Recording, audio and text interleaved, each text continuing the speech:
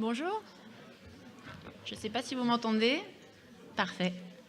Bienvenue pour la deuxième battle d'aujourd'hui, battle ambassadeur contre influenceur. On va commencer, je pense qu'on est à peu près au complet.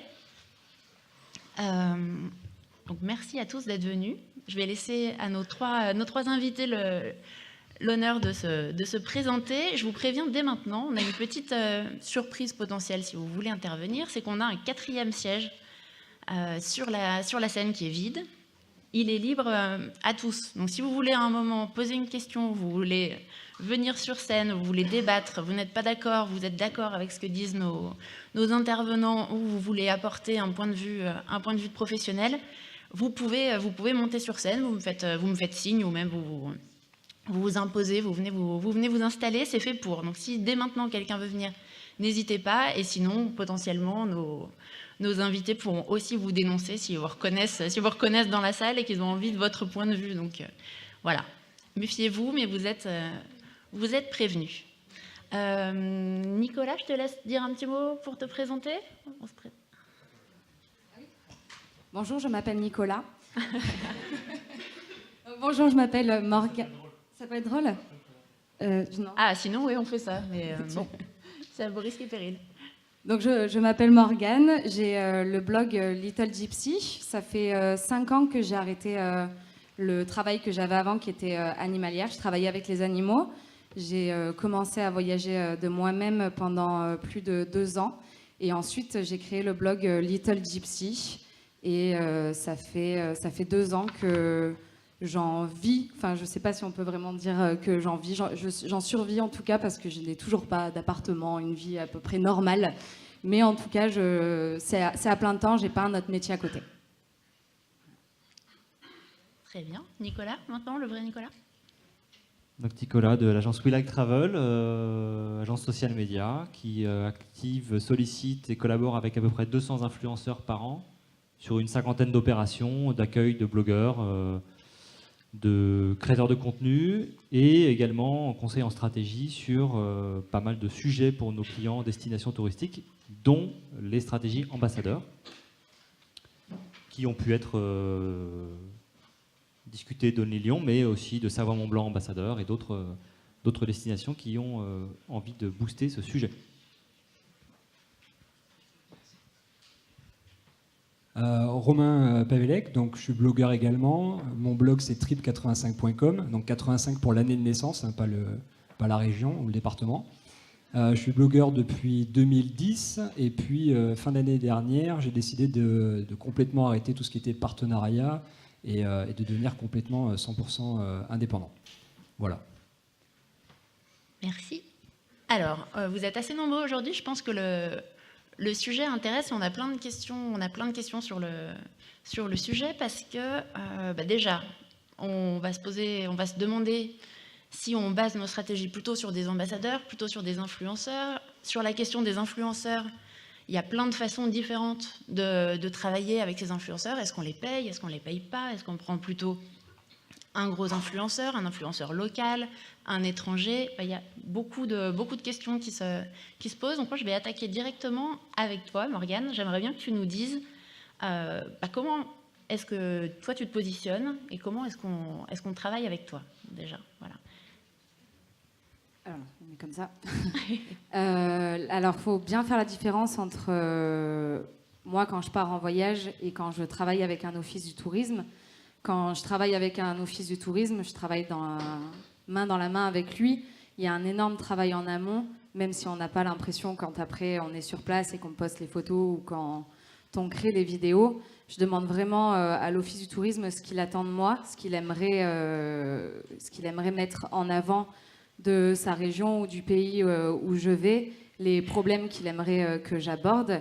Et moi, je discute aussi avec lui de ce que ma communauté aime, ce qui peut marcher, ce que moi, je peux mettre en avant dans sa région ou un pays, pareil, ce que je peux mettre vraiment en avant et qui va plaire à ma communauté. C'est vraiment un gros travail avec l'Office du tourisme qui peut prendre des semaines avant de partir.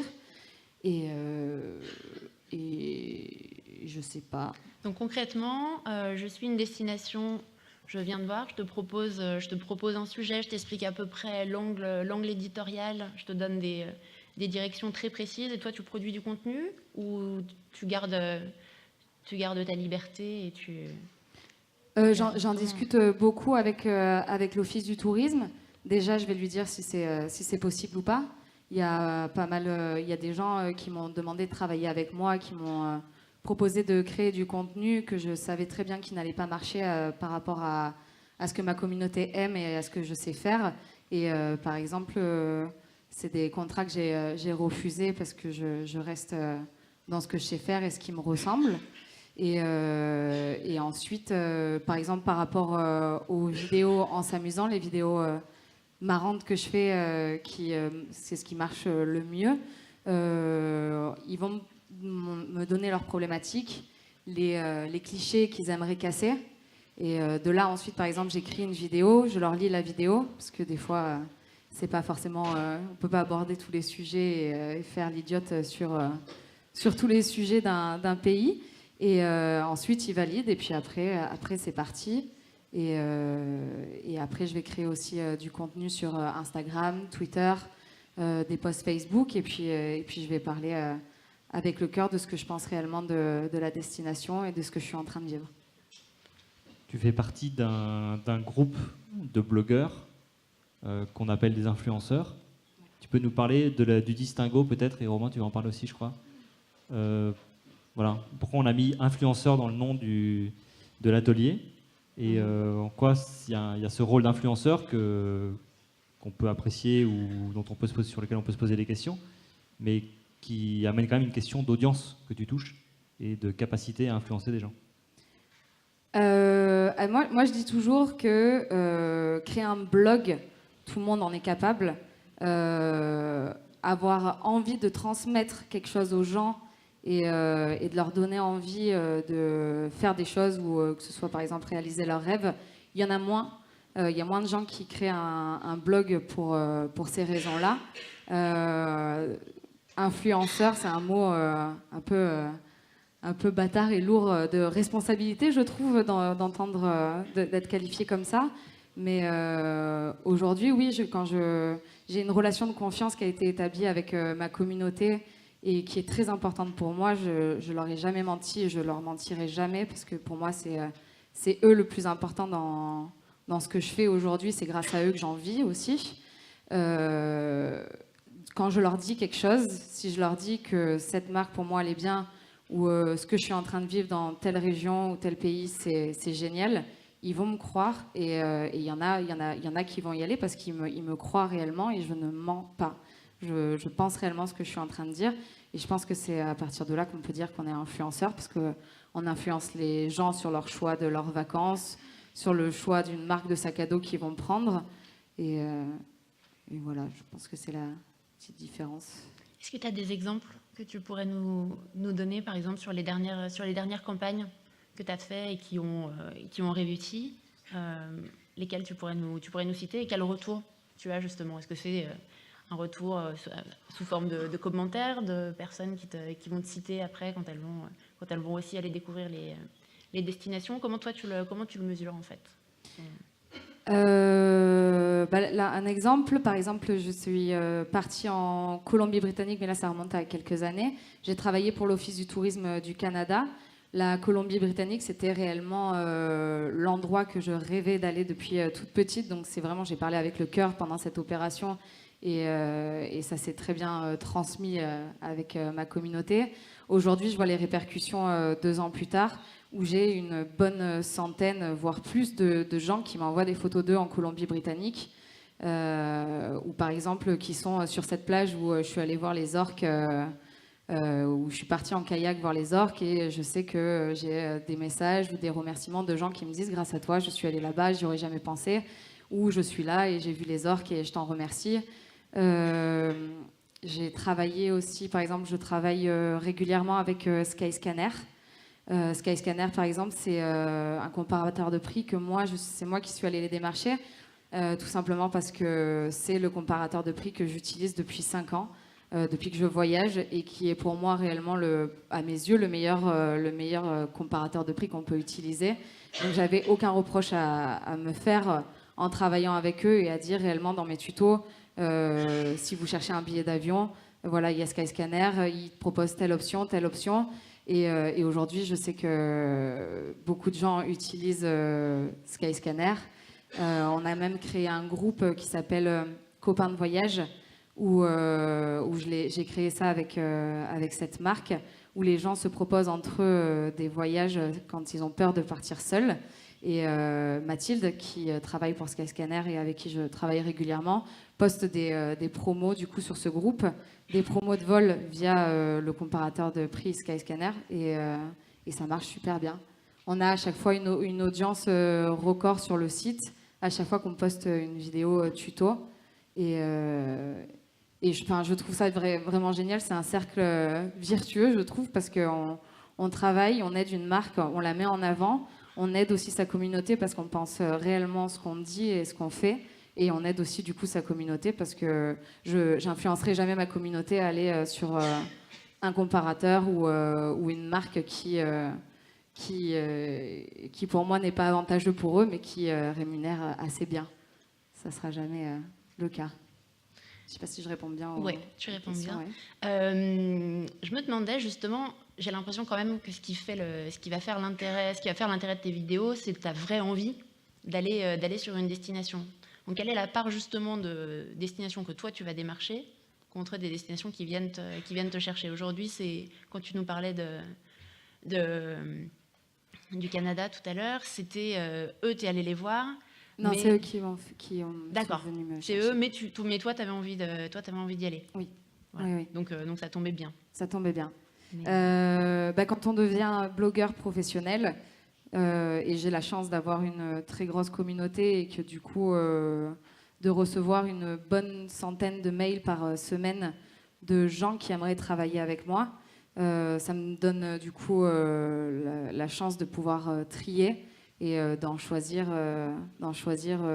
une toutes les 2 semaines, par exemple. C'est pas beaucoup, mais au moins, ça me permet de choisir des choses qui me ressemblent et où j'ai envie d'aller. Après, c'est toujours pareil. Je fais des vidéos...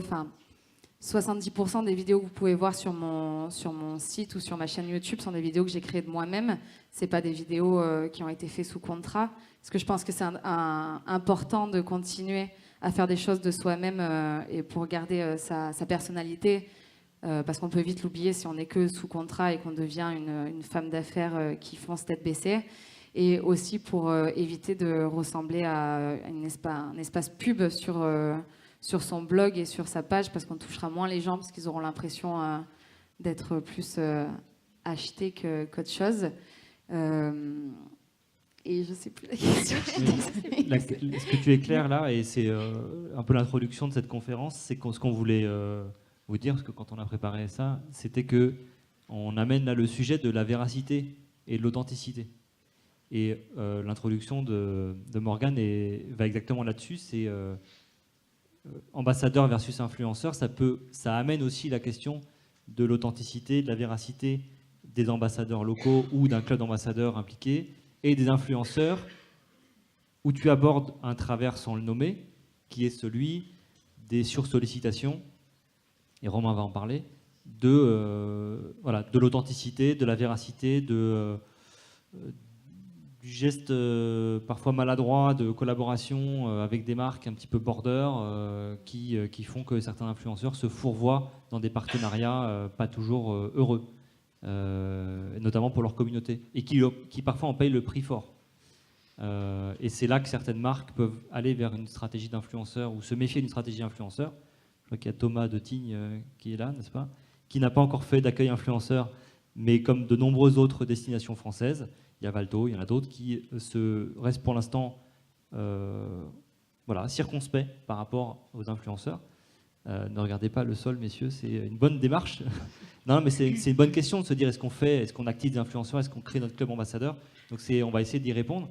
Peut-être que c'est à Romain là d'éclairer les propos sur non pas la battle blogueur versus influenceur, mais au moins d'éclairer un peu le propos. Et je crois que Voilà, il y a des choses qui t'agacent dans ce phénomène influenceur aujourd'hui. Alors, qui m'agace pas forcément, parce que je ne pense pas que quelqu'un détienne la vérité sur l'influence, mais notamment sur la rémunération. Aujourd'hui, je pense que le sujet passionne, et je pense que la première question qu'on doit se poser sur la rémunération, c'est est-ce qu'il faut rémunérer ou non les influenceurs ou les blogueurs, ou même les ambassadeurs. Je pense que la réponse est oui. Pourquoi ? Parce que première raison, bloguer, c'est travailler. Le blogueur va se déplacer, il va faire des photos, il va créer du contenu, il a de l'originalité, il va également passer du temps à rédiger ses articles, à les poster, à animer ses réseaux sociaux. Donc ça, c'est une des premières raisons. La deuxième raison, c'est parce que écoute, bloguer, ça coûte de l'argent. Alors même si ça paraît immatériel et gratuit avec les réseaux sociaux, il faut quand même payer un drone maintenant avec toutes les vidéos que tous les blogueurs font, les ordinateurs portables, puis même les logiciels pour faire les retouches ou même les montages vidéo. Donc il faut de l'argent pour investir. Le troisième point, c'est que le voyage, c'est pas gratuit. Il faut de l'argent pour pouvoir voyager. Donc il faut bien que le blogueur se rémunère pour financer son activité. Et puis le blogueur, comme tu le disais Nicolas, participe au développement de votre destination. Donc il semble logique qu'il récupère une partie du retour sur investissement que vous avez suite à votre opération. Là où ça me dérange, c'est finalement qu'il y a un conflit d'intérêts entre l'annonceur et l'influenceur. Donc là, il faut revenir au basique du blogging. Au tout début, les gens faisaient ça par passion, il n'y avait pas du tout d'argent. Et ce que venaient chercher les lecteurs, c'était de l'authenticité, ce que disait Morgane tout à l'heure, de l'engagement, les gens disaient ce qu'ils pensaient, et puis de l'indépendance. Aujourd'hui, c'est vrai qu'on pourrait se poser la question quand un billet, un article est payé, est-ce que derrière il est vraiment authentique, indépendant et engagé. Donc je suis un peu en train de vous dire d'un côté il faut payer, puis de l'autre en train de vous dire finalement il ne faut pas les payer pour qu'ils soient indépendants. Alors il peut y avoir des solutions. D'une part, je pense que ça ne se fera pas tout de suite, mais je pense que si on veut pérenniser l'activité d'influence ou même d'ambassadeur, il faut que le premier point, ça serait que les blogueurs déjà ou les influenceurs essayent de trouver d'autres manières de se rémunérer, et ça existe. Il y a beaucoup d'exemples. On peut prendre par exemple Alex de Bon Plan Voyage New York, qui a créé un guide qui disait a priori que c'était assez rentable, un guide voyage sur New York. Il y a... excuse-moi, je t'interromps sur ça. Donc, il a un guide qui est en téléchargement payant. Non, c'est un guide papier. C'est un guide papier. C'est un guide papier, au même titre que le Routard ou Lonely Planet. Je crois qu'il le vend une quinzaine d'euros et a priori, l'activité est rentable. Et ça se vend plutôt pas mal. Bon, après, il a quand même une grosse communauté, donc ça aide. Ensuite, il y a par exemple Alex de Viséo, dont on parlait tout à l'heure, qui lui est un petit peu dans la même... il fait des vidéos comme Morgane, assez rigolotes. Et lui, par exemple, il a lancé une application de budget qui vend sur Internet. Je crois qu'il l'a fait avec 2 ou 3 autres blogueurs, si je ne me trompe pas. Et puis il y a également aussi, par exemple, Madame Oreille qui organise des séjours à l'étranger et qui donne ses conseils pour faire de la photo. Donc, par exemple, Madame Oreille, c'est Aurélie, son nom de famille, j'ai oublié. Pardon ? Amio. Voilà, donc il y a plein de solutions. Il y a même, à la limite, on pourrait même imaginer que le blog devienne payant dans le futur. Pourquoi pas ? Donc ça, c'est une des premières alternatives. Et puis la deuxième, ça passe également par vous, les offices du tourisme. Déjà, d'une part, pour essayer de garder une certaine authenticité et la transparence, il faut que vous vous assuriez que les gens avec qui vous travaillez respectent la législation et respectent une certaine éthique. Donc qu'ils indiquent les partenariats qu'ils font avec vous, que ça soit clair, transparent, et puis éviter les sujets un petit peu ambigus, bien dire si ça a été rémunéré, et puis l'indiquer le plus tôt possible. Normalement, ça ne se fait pas en bas de l'article, ça se fait en haut et on l'indique le plus tôt possible. Et je pense également, juste un dernier point qui pourrait également aider, c'est... Alors, peut-être qu'effectivement, c'est bien de discuter avec les influenceurs parce qu'eux connaissent leur communauté et savent les messages qui peuvent marcher ou pas. Et justement, je pense que la plupart sont professionnels, connaissent assez bien le métier, Pour la plupart même, ça fait plusieurs années, voire peut-être une dizaine d'années que certains le font. Je pense qu'il faut leur faire confiance. Et moi, je serai noté, pour essayer de garantir l'indépendance de leur contenu, je résumerai en une phrase mon besoin. Je dirais par exemple, j'ai besoin de promouvoir ma région qui est celle-ci pendant l'hiver, et le thème que j'aimerais aborder, par exemple, ça serait la gastronomie. Et vous leur donnez un budget et ils se débrouillent. Ils réservent leurs voyages, ils font leurs déplacements, leurs hôtels, leurs expériences. Et je pense que ça serait un gage d'authenticité de leur faire confiance, parce que vous pouvez leur faire confiance sur ce point. Et plutôt que... Parce que je pense qu'il y a une perte d'authenticité si vous les baladez en bus, que vous venez les chercher à la gare, que vous allez vous les amener voir ci ou ça. Donc je pense que ça serait peut-être, en passant par vous, un gage d'authenticité. Nicolas, On est censé se mettre sur la gueule, là, donc je vais commencer. C'est ce que je voulais dire. Je sens. Alors, le truc de l'article sponsorisé sur les blogs de voyage, là, je suis pas du tout d'accord avec toi. Quand on fait une opération influenceur voyage, séjour, tourisme, on vend pas un produit. On n'est pas en train de tester du maquillage ou une enceinte Bluetooth ou un ordinateur portable. Là, c'est un billet sponsorisé. Vous avez des plateformes de mise en relation de blogueurs avec des marques qui vendent des produits. Et donc, voilà, je vends ce carnet Moleskine. Moleskine fait une campagne, faites un billet sponsorisé sur Moleskine. Et là, il y a marqué clairement billet sponsorisé, il y a une loi. Donc, il y a la loi et il y a l'esprit de la loi. Et moi, je suis l'esprit de la loi. L'esprit de la loi, ça veut dire que oui, quand on a été invité dans une destination, par une destination, la moindre des choses, c'est de l'indiquer. Mais quand même, c'est arrivé une fois qu'un blogueur sur 200 ou 300 voyages depuis plusieurs années, un voyage se passe mal. En fait, ce qui se passe, c'est que le blogueur, il ne fait pas d'article. Il n'en parle pas. Donc, ce qu'il n'a pas aimé, il n'en parle pas. Et il y a aussi, c'est Capucine Pio, Babillage, j'en parlais l'autre jour, il y a aussi parfois des trucs où ils en parlent, ils disent, bah là, voilà, on m'a dit de faire ça, et dans tous les séjours que j'ai passés, bah, ça c'est vraiment la partie que j'ai pas trop aimé, etc. Donc ils gardent quand même, et je crois que c'est ce que tu disais Morgane, une certaine distance et une certaine capacité à critiquer ce qu'ils n'ont pas aimé. Mais grosso modo, ma conviction depuis toujours, hein, ça fait 10 ans que je travaille dans le tourisme, c'est qu'il n'y a que des destinations mal montrées, il n'y a pas de mauvaises destinations. Après, il faut mettre les bonnes personnes aux bons endroits. Charleville-Mézières a plein d'atouts. Il faut juste envoyer les bons blogueurs à Charleville-Mézières. Et à l'île Maurice, il y a d'autres atouts et il faut envoyer les bons blogueurs à l'île Maurice. Et si vous mélangez les trucs, ça peut ne pas marcher. Non, mais c'est vrai, il y a des blogueurs street art. Vous les envoyez à l'île Maurice. Bon, évidemment, c'est débile, mais grosso modo, des blogueurs urbains, etc., ils vont être malheureux. Ça ne va pas leur plaire. Donc le casting, on dit casting is king, on va en parler aussi sur les ambassadeurs. Mais quand on fait tout un programme, on a fait des opérations avec Dinan, avec d'autres qui sont dans la salle, quand on fait tout un programme d'un séjour de 3 jours avec une famille ou avec un groupe de blogueurs, tout ce qu'ils ont moyennement aimé, en fait, ils l'éludent. Ils n'en parlent pas. Et donc tout ce qu'on voit affiché sur leur blog, sur leur contenu, sur leurs stories, c'est ce qu'ils aiment. Mais on prépare quand même les choses de manière à ce qu'ils vivent des expériences extraordinaires, comme les touristes peuvent les vivre d'ailleurs. Et donc il n'y a pas trop de surprises sur le fait que tout ce qu'ils vont vivre va être top. Tu habites à Pau, tu sais très bien qu'à Pau, tu peux vivre un week-end atroce comme tu peux vivre un week-end génial. À Nantes aussi.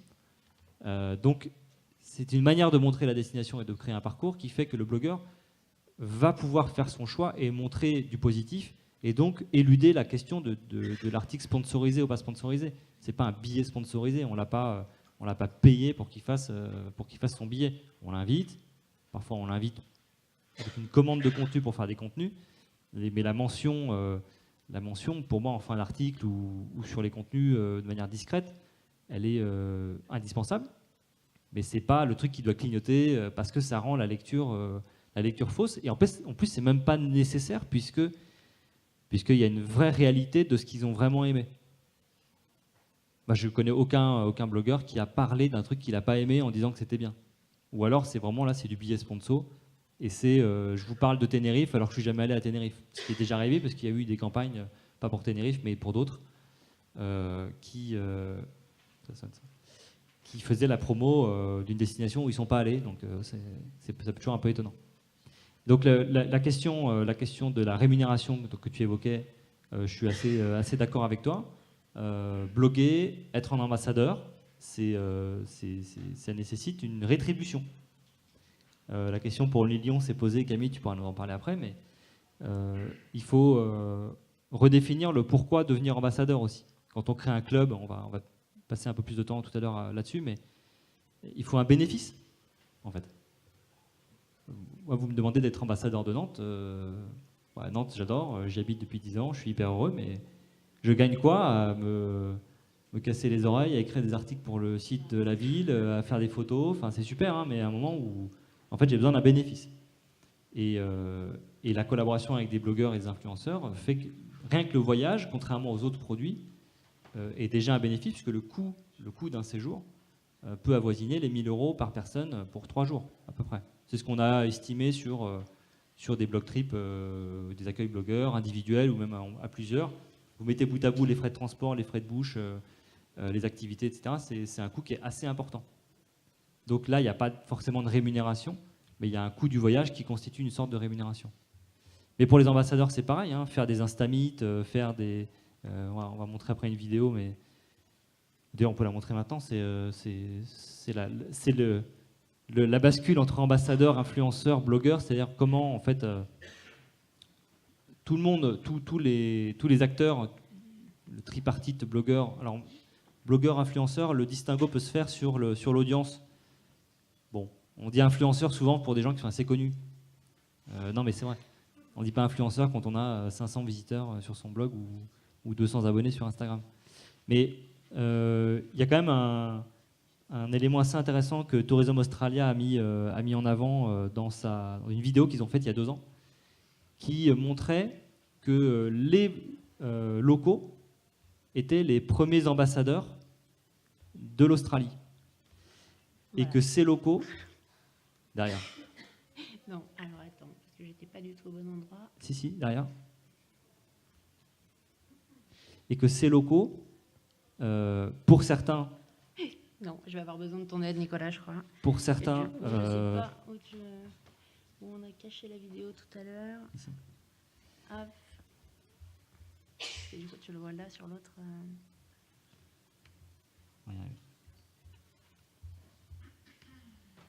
Du coup, pendant ce temps, je continue à parler. C'est bon. C'est bon. Bon, regardez la vidéo et puis on va la mettre de côté déjà.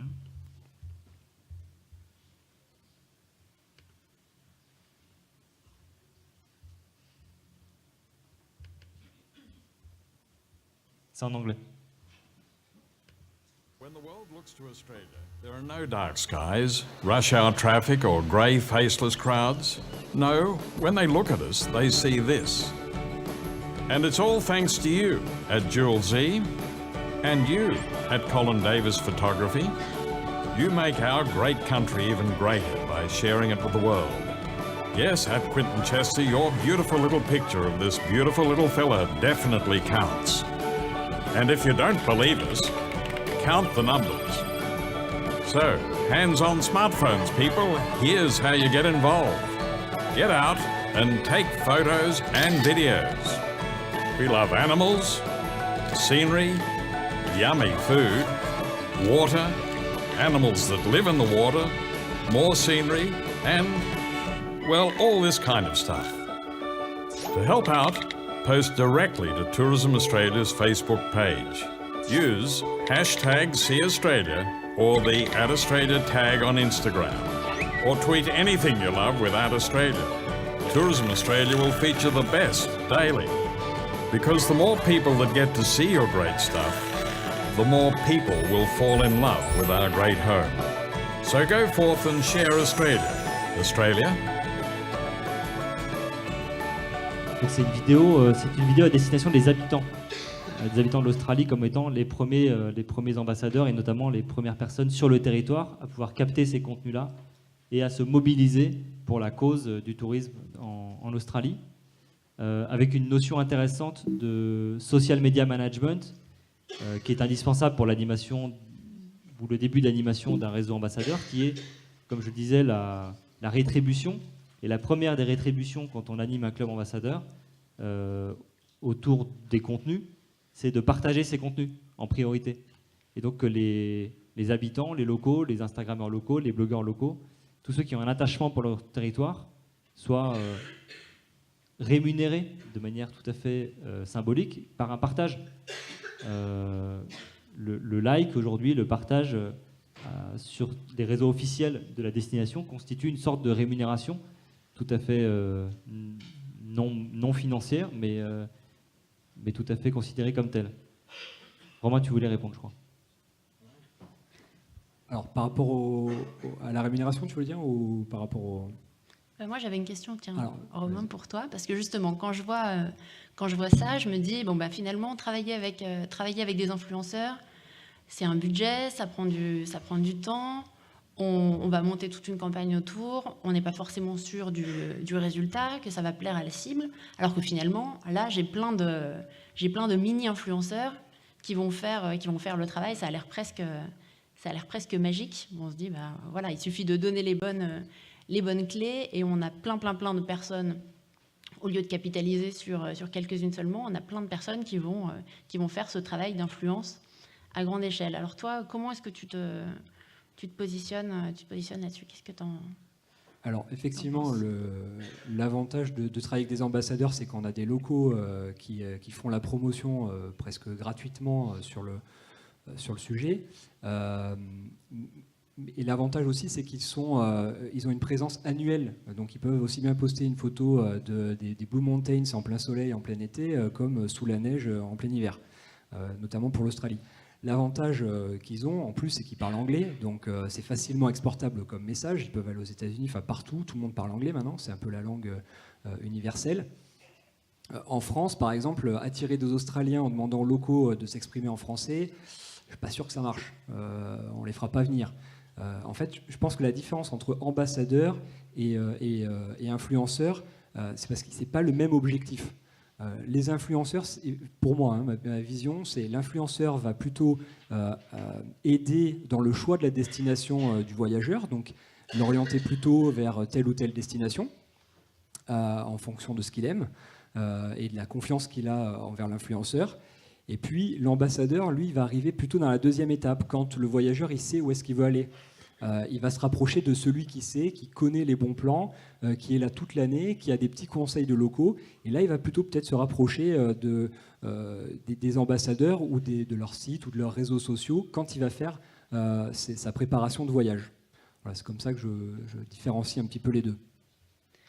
Toi, Morgane, est-ce que tu as déjà travaillé sur des campagnes où il y avait un vrai lien avec des influenceurs et des ambassadeurs locaux? Est-ce que tu as des exemples? Parce que ça peut sembler une bonne alternative avec aussi. Avec des ambassadeurs, de se dire, non. Mais je suis assez d'accord avec Romain aussi.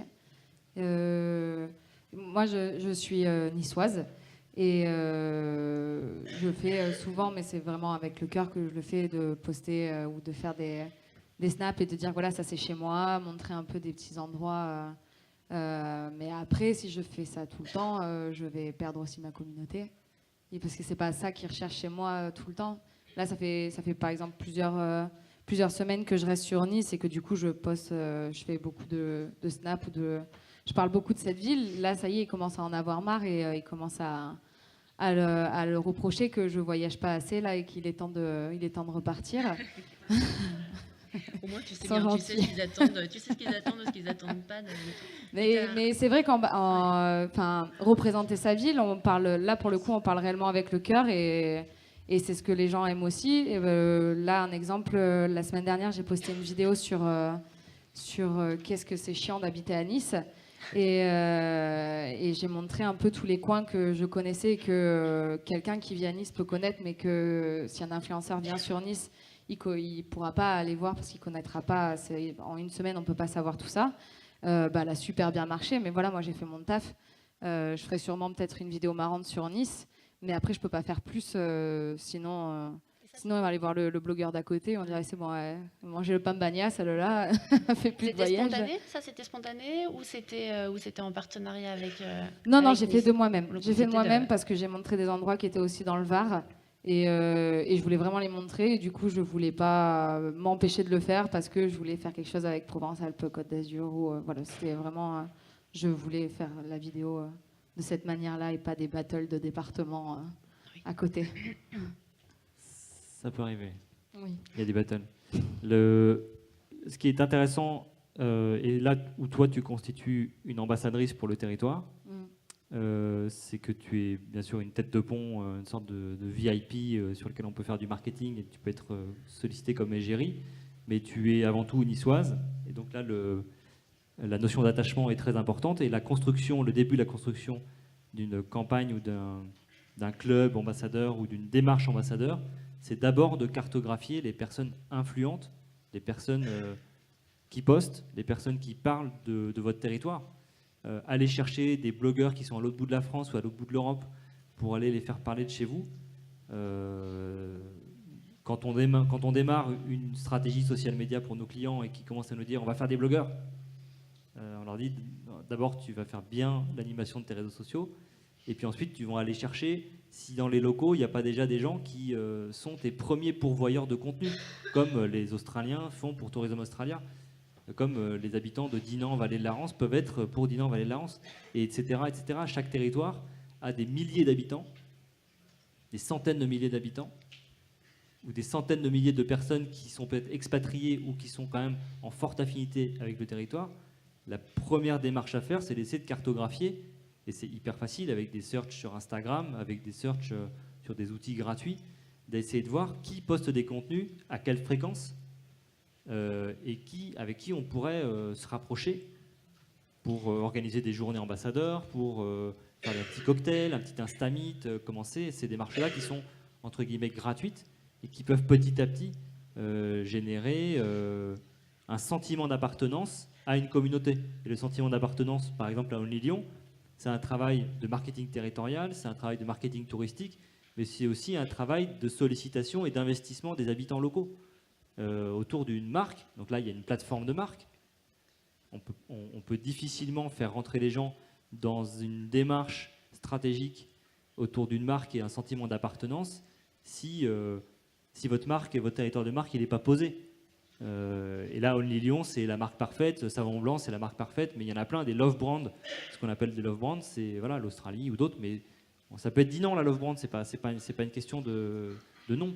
C'est aussi une question de comment on la montre et comment on exacerbe la fierté un peu chauvine de sentiment d'appartenance ou d'origine parce que on peut être palois comme toi, de Pau, ou être originaire de Pau ou du Béarn, et on est béarnais toute sa vie, et le jour où il faut lever le doigt pour faire partie d'un club ambassadeur, poster des photos, etc., on va le faire, sous réserve qu'il y ait quelque chose qui puisse se passer ensuite dans l'intérêt personnel des individus.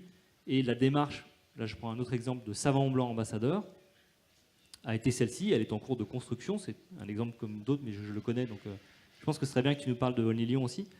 La démarche de Savon Blanc ambassadeur a été d'abord de se poser la question, qu'est-ce qu'on leur donne à tous ces gens? On crée une coquille vide, on crée un espace où on va essayer de regrouper des gens qui sont des entrepreneurs, parce que le marketing territorial est une des premières notions de création d'ambassadeurs. Pour la notoriété, pour l'attraction, pour l'écosystème et pour le tourisme. Les ambassadeurs, le gros avantage qu'ils ont, c'est qu'ils vous aident à co-construire votre offre. Comme tu disais, il n'y a personne d'autre qu'eux ne connaissent mieux le territoire. Donc toi, si l'Office de tourisme de Nice, demain, devait dire on refait complètement nos parcours touristiques pour proposer aux voyageurs qui arrivent des nouveaux parcours, des nouvelles expériences, s'ils le font tout seuls, ils n'ont rien compris. C'est en activant les ambassadeurs locaux et en t'appelant. Bon, ben Morgane, voilà, toi, tu es jeune, tu connais les attentes d'une frange de la communauté française, de la population française que tu représentes avec tes centaines de milliers d'abonnés. Bien, écoute, qu'est-ce qui les fait kiffer, entre guillemets, et partir donc de la vraie expérience, ce que disait Pierre-Éloi ce matin, partir des vrais gens, quoi, des vrais utilisateurs. Et est-ce que je peux faire monter le premier invité mystère? Bien sûr. Sophie. Parce que j'ai travaillé là, il y a quelques mois pour un territoire français qui s'appelle le pays de Beach. Et du coup, ce serait bien d'avoir son avis. Bien sûr, ouais. Un retour client. Tu peux, pendant que Sophie monte, peut-être nous expliquer un petit peu justement ce que tu as produit. C'était une vidéo? Je suis restée 4 jours et c'était pour faire connaître le pays de Beach. et en rire ensemble et montrer que c'est très beau et qu'il n'y a pas que le nom qui est assez atypique. Bonjour Sophie. Bonjour, bonjour. Bonjour à tous. Oui, merci pour la surprise. Je savais que tu me ferais le coup. En fait, oui, on a eu la chance de travailler avec Morgane. Et la chance, oui, tu disais, tu as 100 mails par semaine et on fait partie des quelques territoires français dans lesquels tu as voyagé. Nous, ce qui était super intéressant avec Morgane, c'était de casser complètement les clichés. Parce que bon, je vous dis, Pays de Beach, le nom est drôle. La Moselle-Est, c'est pas très sexy. Chez nous, les habitants, ils appellent le Pays de Beach la Petite Sibérie. Donc tout de suite, il y a du boulot, quoi. Donc nous, on est parti sur... on va faire le Petit Canada. En même temps, je me trompe pas trop. Voilà. Et avec Morgane, on avait vraiment un levier fun, quelque chose à... fallait faire réagir la communauté et ça a super bien marché. Donc elle était là pendant 4 jours. Tu as fait une vidéo d'enfer et plus de 200 000 vues en 2-3 semaines. Enfin... Même moi, je m'y attendais pas. Ouais. 200 000 vues. Je parle du Canada, j'ai 100 000 vues. Je parle du Pays de Beach, j'en ai 200 000. Des fois, faut pas chercher à comprendre. Ouais, et dans la foulée, pour les retombées directes, la semaine d'après, donc elle a posté le 13 juillet. Le 15 juillet, j'avais des gens qui venaient de l'autre bout de la France en séjour pour faire le même parcours qu'elle. Et ça a enchaîné des jours et des jours. Enfin, moi, je suis sur la vidéo et quand on me voit à l'accueil, ah, mais je t'ai vu, toi, Sophie, c'est toi qui parles en bichouin et tout. Oui, c'est moi. Alors, imaginez ma meilleure amie quand on l'arrête à la boulangerie pour lui dire qu'on l'a vue sur les toilettes en Thaïlande, qu'il n'y avait plus de PQ. On la reconnaît souvent maintenant, la pauvre, dans la rue. Du coup, Sophie, tu deviens une influenceuse locale malgré toi, parce que tu te retrouves dans la vidéo qui buzz. Est-ce que tu vas packager maintenant un séjour spécial Little Gypsy sur... Ouais, je pense qu'on va y venir. Ouais. Et pourquoi avoir fait le choix de Morgane? Est-ce que c'était quand tu t'es posé la question du type de blogueur, d'influenceur que tu voulais? C'était quoi ton cahier des charges, même si du coup... pour le coup, le cahier des charges, nous, ce qu'on recherche principalement, c'est justement des blogueurs qui vont travailler sur notre image, justement à cause de notre image extrêmement sexy. Et on a travaillé cette année, avec 3 blogueurs. Donc il y avait World Health, qui était chez nous au courant du mois de juin. Donc eux, on a choisi leur côté inspiration. Ils font des très très belles photos. Et on est plus, comment dire, leur texte, c'est vraiment l'appel à la détente. C'est quelque chose qu'on a envie de véhiculer sur notre territoire. On a un territoire, on est en un parc naturel régional. On est classé réserve mondiale de biosphère à l'UNESCO. Donc on avait envie de quelque chose de slow attitude, slow tourisme. On prend le temps, on se détend, on profite. Et du coup, on a pu bosser avec eux sur cette partie-là. Avec Morgane, là, on attaquait le côté on va tout défoncer, on veut qu'on parle de nous.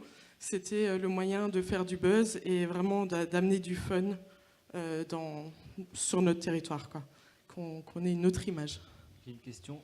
Est-ce que tu as choisi d'activer des influenceurs pour les mêmes raisons que pas mal de destinations, c'est-à-dire que sur ton territoire, tu n'avais pas en stock, entre guillemets, des habitants suffisamment talentueux, suffisamment posteurs, suffisamment partageurs sur les réseaux sociaux. Et c'est pas un problème, c'est-à-dire qu'il y a des territoires où la population est moins nombreuse, peut-être moins jeune aussi, et où contrairement à ce que je disais tout à l'heure, donc sur la plupart des territoires il y a beaucoup de contenu, mais sur certains territoires il y a une quantité de contenu très faible, une autopromotion, un autopartage et une mise en social media de photos et de vidéos qui est très très pauvre. Et donc est-ce que c'est le contre-pied de contrebalancer? C'est pour ça que tu as fait ce choix? Même pas. En fait, on a de la chance aussi. On a un territoire qui est beaucoup présent sur Instagram et j'en joue pas mal.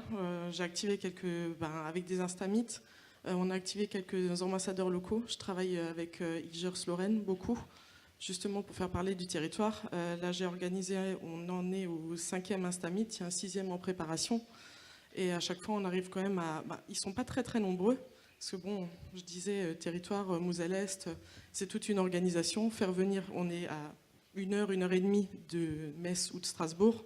Donc pour faire venir des blogueurs, parce qu'on n'en a pas sur le territoire qui ont vraiment une influence importante, il faut avoir une carotte suffisamment intéressante pour les faire venir jusque chez nous. En revanche, on a des Instagrammeurs assez connus, enfin pour le coup, parmi les Igeurs de Lorraine et qui habitent à 30 km de Beach, on a le petit frère de Vutiara. Et du coup, Vutana, ouais, et lui, il a déjà plus de 40 000 followers et il passe énormément de temps au Pays de Beach. Donc on a déjà un levier naturel assez intéressant. Mais du coup, de l'emmener en Instamit dans des endroits qu'il ne connaît pas du tout, ça va apporter un petit quelque chose de plus. Et je pose juste une petite question, Pierre. Je me demandais justement, alors avec cet influenceur local, quel est le deal exactement? C'est vraiment, il le fait par passion, parce qu'il naturellement, il fait déjà des photos sur le territoire, ou tu l'emmènes dans des endroits où il n'accéderait pas forcément? Comment ça fonctionne? À la base, c'est ça. Il le fait naturellement parce que ça lui plaît beaucoup. Mais d'un autre côté, nous, on s'engage, quand on fait des Instamits, à faire quelque chose qu'ils n'auront pas sans notre intervention. On a fait un Instamit où on leur ouvrait les portes tu l'as fait aussi, hein, pour le coup, d'un fort de la ligne Maginot, mais des endroits qui ne sont pas du tout accessibles au public. Et du coup, ils se retrouvent à faire des photos. Il y en aura peut-être 5 ou 10 qui vont être publiées comme ça. Et ça va être le petit truc en plus, quoi, qui fera la différence. Ça va être leur... Parce que ça, je pense que c'est une bonne clé, mais même pour toi, Morgane. Du coup, j'imagine que quand tu participes à un voyage de blog, pouvoir accéder à des endroits, voir des choses que tu pourrais pas faire, c'est la vraie différence avec les séjours que tu fais toi-même. C'est qu'on te fait vivre des expériences. Oui, Est-ce que c'est ça oui un peu et non, la parce clé? que le plus important, c'est pas de le vivre, c'est de transmettre quelque chose aux gens. Enfin, Ouais. si j'ai envie de vivre quelque chose Oui. pour moi, je pars en vacances. Si Très je bien. dois transmettre quelque chose à ma communauté, je vis exactement ce qu'elle va vivre. Ok. Et Ouais. quand on a Très fait, on allait dans... Ici, Ouais. C'était là, je l'ai tourné de côté un peu fun parce que je suivais deux inconnus dans le noir avec une torche et ils m'ont montré une espèce de vieille église sur un mur. On aurait dit l'exorciste, ça me faisait super peur. Mais voilà, je l'ai tourné de manière marrante. J'ai pas fait genre, waouh, j'ai trop de la chance, regardez où je suis, vous pouvez pas y aller. Enfin, c'est pas. Mais ça peut constituer une sorte de rémunération, ça.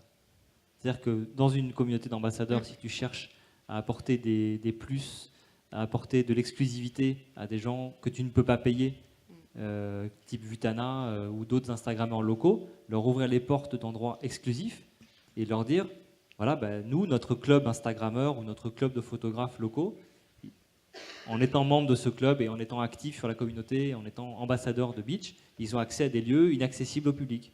Et donc, c'est quand même un petit plus, une sorte de rétribution, de considération en tant qu'ambassadeur du territoire. Ouais, pour nous, justement, on a cette problématique. On est un tout petit office de tourisme avec un budget vraiment très, très serré. Donc, nous, ce qu'on peut faire, on va activer des leviers. On va s'organiser avec des prestataires pour qu'ils nous ouvrent des portes, qu'ils fassent des petites choses qui feraient... Voilà, c'est exceptionnel et c'est comme ça qu'on va rémunérer les influenceurs. Très bien. Romain? Non, je voulais juste savoir par rapport à l'organisation, comment vous avez sélectionné les ambassadeurs et les blogueurs. Vous l'avez fait vous-même ou vous êtes passé via une agence de communication? On l'a fait nous-mêmes en fait. On passe pas par des agences de communication pour les mêmes soucis budgétaires. On est, on est C'est assez. pas si cher. C'est pas si cher. Ouais, tout est relatif. Mais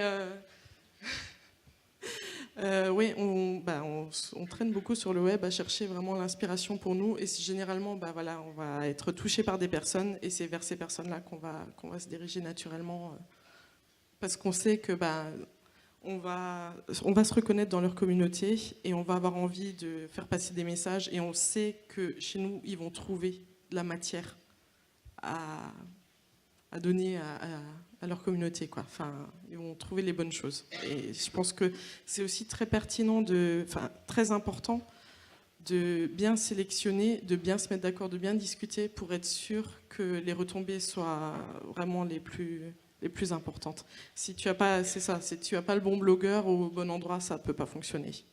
Ni le bon blogueur, ni le bon Instagrammeur d'ailleurs. Et pour le coup, Pays de Beach, c'est un des contrats que j'ai eu où vraiment j'avais carte blanche et on m'a fait absolument confiance. Même si je sais qu'ils ont eu un peu peur avec le mot beach et ils se demandaient ce que j'allais en faire. Mais voilà, c'est ce qu'on dit, on reste professionnel quand même. Si ça avait été pour moi, peut-être que je me serais plus lâché, mais en tout cas, voilà, j'en ai joué, mais je suis restée pro. Et c'était vraiment carte blanche et ça marche, même avec le mot beach. C'est ça. Sans mettre trop de grains de sel, t'as quand même été payé. Oui, oui, oui. Ça, j'ai pas de... Parce que World Health non plus, c'est pas gratuit. Non, c'est pas gratuit. Mais par contre, je pense qu'on a eu des petits avantages parce qu'ils avaient envie de venir chez nous. On leur a présenté une offre suffisamment intéressante pour pouvoir discuter ensemble et réussir à tomber. Il y a un concept de com, c'est ça qui est intéressant, ce que tu dis, transformer la Sibérie en Canada, c'est quand même pas mal. Et alors c'est bien de l'avoir trouvé. C'est des démarches en fait quand on parlait de plateforme de marque tout à l'heure, c'est une démarche comme ça en fait, de se dire bon, on nous appelle la Sibérie, on va bifurquer un petit peu vers le Canada, c'est un peu plus sexy. Ouais. Et là, on va pouvoir proposer un concept de com à des ambassadeurs et à des influenceurs, qui peut-être, effectivement, les influenceurs vont au moins accepter, sur un tarif ISO, au moins accepter de venir chez nous plutôt qu'ailleurs, et voire même peut-être, si on est sympa, nous faire payer un peu moins cher. Ouais, après, c'est vrai que nous, dans l'équipe, on est assez, comment dire, on n'est pas très très classique et très sage, on est un peu faux-folle. Et quand on nous dit des trucs, on parle de clichés très négatifs, on arrive facilement à les transformer en avantages et on en joue énormément. Et du coup, ça fonctionne. J'avais justement un point là-dessus par rapport au montant. J'avais fait un petit sondage vite fait sur Facebook il y a quelques jours parce que je prévenais que je venais ici. Et je posais justement la question aux blogueurs sur le groupe de blogueurs francophones, Voyage, et je leur demandais s'ils étaient prêts à se déplacer auprès de destinations, mais gratuitement, donc si les frais étaient pris en charge et est-ce qu'ils faisaient payer ou pas. Et 30% d'entre eux étaient prêts à venir si la destination leur plaisait et que tous les frais étaient pris en charge. Donc je pense qu'il y a quand même un potentiel, 30% c'est quand même pas mal. Et voilà. Heureusement. Heureusement. Non, sur les 50 opérations par an qu'on fait, il y en a 40 qui ne sont pas rémunérées. Donc le travail d'agence, là, en l'occurrence, c'est de faire venir des blogueurs gratuitement, en fait. Enfin, Dinan, Émilie qui est là, on a organisé une opération, un accueil blogueur assez performant, et les blogueurs n'ont pas été payés. Et dans 90% de nos opérations, les blogueurs ne sont pas rémunérés. La question, c'est, la confiance, la promesse, le programme, l'équipe aussi. Première question qu'on a quand on fait une journée ambassadeur ou un week-end influenceur, c'est il y aura qui? Il y aura qui? Je viens que s'il y a, enfin, sous-entendu, je viens que s'il y a un tel, etc. Et potentiellement, un voyage, je sais pas, Morgane, toi de voir, mais un voyage où tu aurais tes super potes de blogueurs et d'influenceurs, voilà, tes super potes. Potentiellement, si tu peux voyager avec eux, tu accepterais davantage l'invitation, quitte à ce que ce soit pas forcément rémunéré ou moins rémunéré, que vraiment la destination. Et c'est peut-être on peut t'entendre là-dessus sur quel est ton point de rupture en fait, jusqu'où tu vas peut-être dire non. Voilà, si je te dis, je te paye 10 000 euros pour aller dans un endroit où vraiment tu n'as pas envie d'aller, est-ce que tu... J'ai déjà refusé des endroits où je ne voulais pas aller pour 10 000 euros. Je l'ai déjà fait. Mais je suis prête à faire des concessions, et comme par exemple, on en a fait pour le Pays de Beach, parce qu'en plus, on s'est super bien entendu, et ça me tenait aussi énormément à cœur de les aider et de mettre en avant cet endroit. Je reste humain, hein, je ne suis pas la femme d'affaires blogueuse. J'aime aussi travailler avec les gens, j'aime les aider. Et je suis aussi voyageuse, donc j'aime voyager et je veux pas rentrer dans ce truc à me dire si c'est pas tant, moi je suis désolée mais je viens pas. J'ai pas envie de rentrer là-dedans. Après, gratuitement, ça dépend aussi le contenu que vous attendez. Faut pas s'étonner, je pense, pour ceux qui parlent gratuitement, de l'investissement qu'ils vous donnent derrière en étant un voyage gratuit. Ils vont très certainement vous faire des photos Instagram, 2-3 snaps, mais pas plus. Parce que je sais que quand je pars en OP, c'est pas des vacances, c'est vraiment pas des vacances. Mon cerveau est connecté sur la vidéo H24. Je fais des photos toute la journée, je fais des snaps toute la journée, je réponds aux commentaires toute la journée, je prépare mes posts, je réponds aux commentaires le lendemain des posts. Le soir, je rentre, je retouche les photos, je poste les photos, je trie les vidéos, je dérush toutes mes vidéos. Et ça, c'est du travail, c'est réellement du travail. Et je pense qu'on est prêt des fois à travailler gratuitement pour certaines raisons, mais il ne faut pas que ça en devienne normal parce que, on travaille. Et personne travaille gratuitement. Je l'ai fait avec les animaux aussi. C'était le truc où à 4 heures, tu as fini. Oui, mais le cheval, il n'a pas mangé. Il faut qu'il mange à 5 heures. Tu restes. Bah oui, je vais rester. Mais il ne faut pas que ça devienne une habitude. Pendant une journée, il y a quelques semaines, on a fait une journée de travail avec Thomas de Tignes. Et c'est assez intéressant d'entendre qu'il y a des destinations aujourd'hui qui, connaissant bien le sujet, ou s'intéressant quand même au sujet, considèrent certains influenceurs comme des usurpateurs, voire des escrocs. Alors c'est pas tout à fait faux. Il y a effectivement. Mais il y en a. Hein. Ouais. Il y a effectivement des gens qui envoient des captures de Google Analytics retouchées sous Photoshop. Il y a effectivement des fausses vues, des Instagrammeurs qui ont des milliers et des milliers de likes sur leurs photos qui sont faites par des robots pakistanais. Donc voilà. Il y en a beaucoup. Ouais.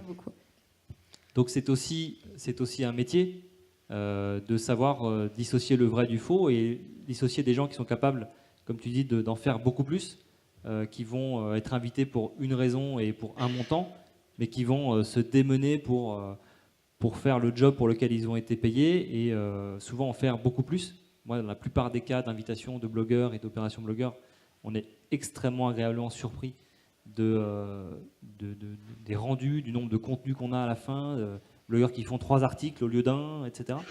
Mais effectivement, dans le lot, il y a des blogueurs qui enchaînent les destinations et vous retrouvez le Pays Beach entre les Maldives et les Bahamas. Bon, forcément, la part de voix, elle est un peu plus faible et donc c'est toute une question, encore une fois, de casting. Donc vous aurez des tirs au flanc dans les blogueurs, vous aurez des tirs au flanc dans les ambassadeurs. C'est une question aussi avec J'aime l'Anjou, qui est peut-être dans la salle, je sais pas. Et voilà, J'aime l'Anjou, qui a une belle marque, qui est bien installée, qui a une belle communauté d'ambassadeurs et d'Instagrammeurs locaux. Le problème, c'est que quand on organise un Instamit ou une journée ambassadeur, ça prend du temps, ça coûte de l'argent, parce qu'il faut payer un petit traiteur, de la bouffe, etc. Il faut un guide. Malheureusement, dans le lot, il y a des gens qui ont 3 abonnés ou 10 abonnés qui profitent un tout petit peu. Alors, malheureusement, ils sont très sympathiques, mais ce ne sont pas des ambassadeurs. Donc, c'est aussi une difficulté quand on commence à créer, c'est la sélectivité. Encore une fois, le casting. Le casting, il est par le haut, en prenant les meilleurs influenceurs et ceux qui sont les plus adaptés. Et là, je trouve que le casting du Bay Beach était très bien fait sur le côté très image, inspiration de World Health et le côté plutôt fun de Morgane. Mais y compris, ça va de pair avec les ambassadeurs.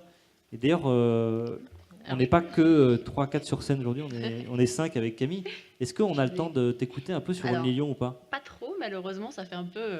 parce qu'on est censé terminer à 15h06, il est 15h05. Donc t'as une minute? J'ai une minute. Tu pitches Only Lyon ambassadeur en 1 minute. Olivier me dit non, tu ne peux pas faire ça. Non, je ne sais pas si c'est très intéressant de terminer sur Only Lyon, parce que du coup, il nous reste vraiment peu de temps. Cela dit, vous irez regarder sur le site des ambassadeurs Only Lyon, comme ça je fais la promo, qui est un bon exemple de communauté locale qui fonctionne pour le coup à la fois avec 25 000 ambassadeurs qui sont des Lyonnais lambda, et aussi des influenceurs locaux qui vont être invités sur des Instamits, sur des opérations pour promouvoir la ville et en parler. Donc je pense que finalement, si on résume notre échange, la clé c'est un petit peu de trouver c'est d'avoir la connaissance parfaite des influenceurs ou des ambassadeurs locaux qu'on vise pour éviter les usurpateurs, pour savoir ce qu'on peut attendre d'eux, ce qu'on peut être amené à payer. Et ensuite, c'est de trouver le bon équilibre entre les voix locales et les voix extérieures qui vont pouvoir parler de notre ville. C'est un petit peu ça. Il y avait une question? Il nous reste pas de temps, mais s'il y a une question, on la prend. Oui.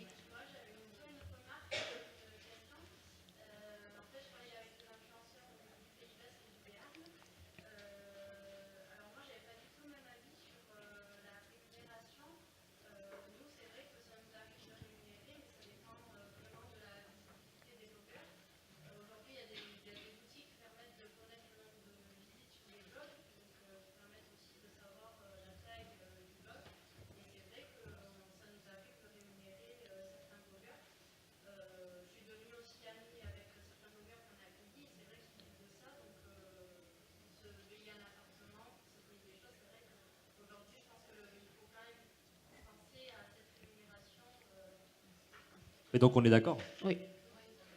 Il faut les...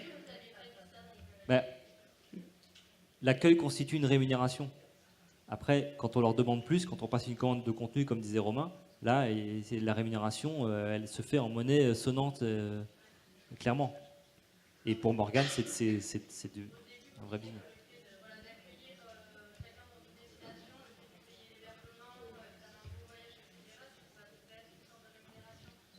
Ben, un voyage en Australie à 10 000 € par personne le voyage, oui, c'est une sorte de rémunération. Ou à l'île Maurice à 3 000 € la semaine, ouais, c'est une sorte de rémunération. Après, effectivement, tout Ça dépend. fait partie des exceptions, mais après, c'est sûr que c'est pas ce qui va nous faire payer un appartement ou manger derrière. Mais ça fait partie des exceptions. On arrête ici. Merci beaucoup. Merci.